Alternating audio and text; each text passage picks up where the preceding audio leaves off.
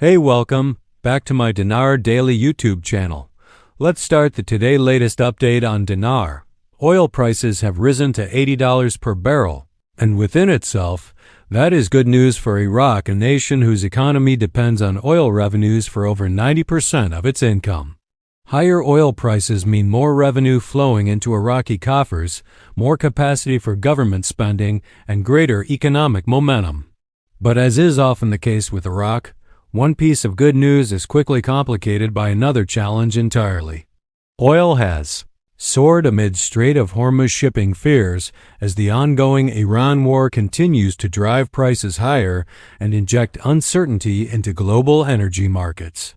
The closure of the Strait of Hormuz, even temporarily, has enormous consequences, not just for global oil supply chains, but specifically for Iraq, which relies on those waterways for its own energy exports. Iraq is losing an estimated $28 million per day in oil revenue and trade as a direct result of the strait's disruption. So while rising oil prices offer a theoretical windfall, the practical reality on the ground is that the conflict is eating into Iraq's bottom line in real time. The more pressing concern for those watching Iraq's monetary reform, however, is government formation.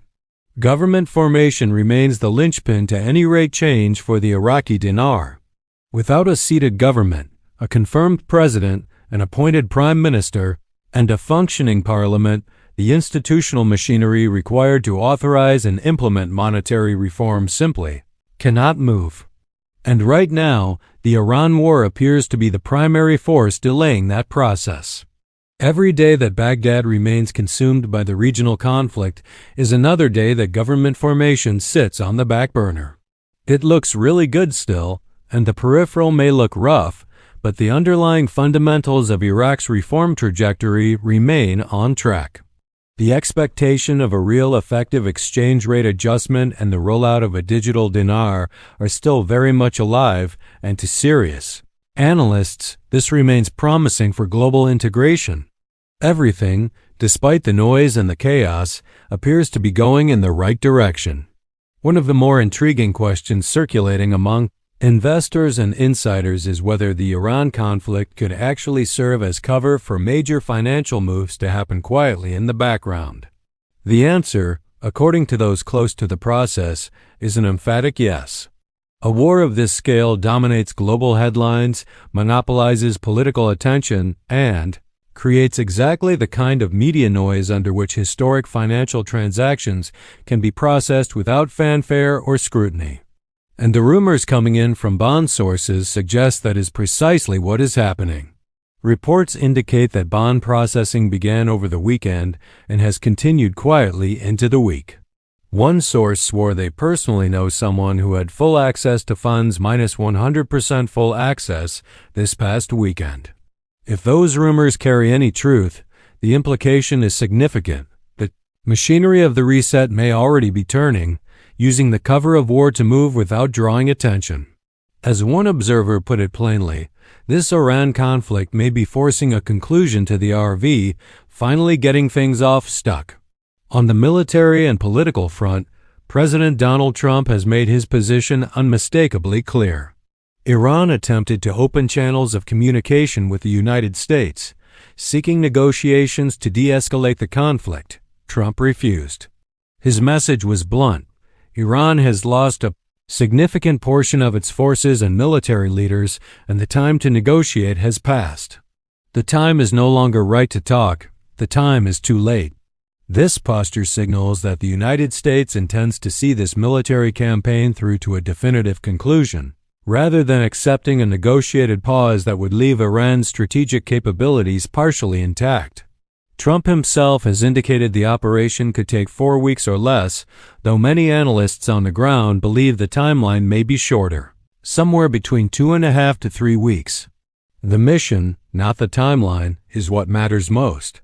As one commentator put it using a deeply personal analogy, it didn't take one operation to remove cancer from the body. It took 18 operations, 5 years, and the removal of 5 parts of the body. The point is clear. Trump knows how to operate, and the goal is complete resolution, not a premature exit. Meanwhile, Iran-backed militias in Iraq have continued to create dangerous flashpoints.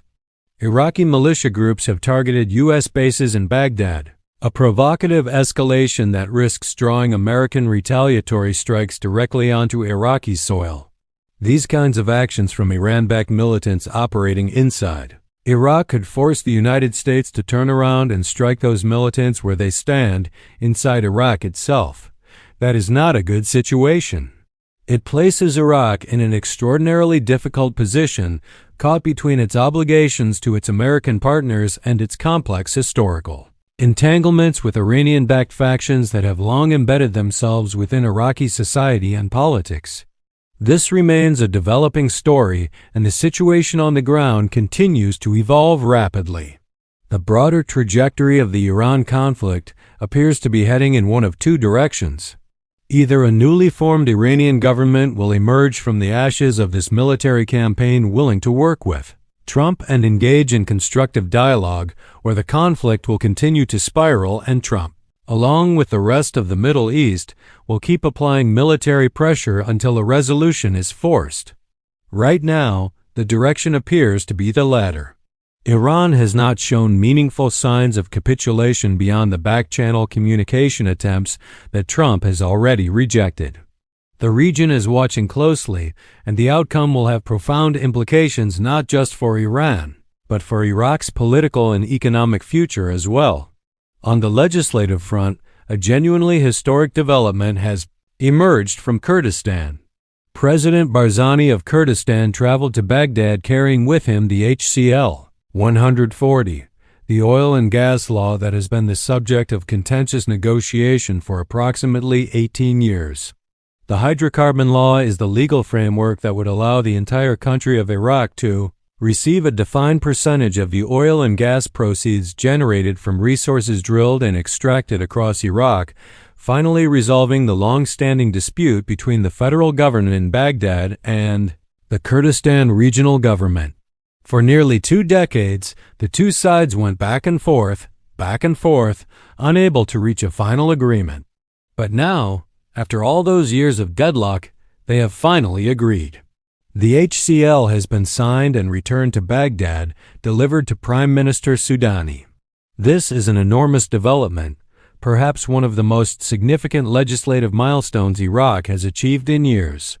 It means the legal architecture for Iraq's energy revenue sharing is now buttoned up and ready.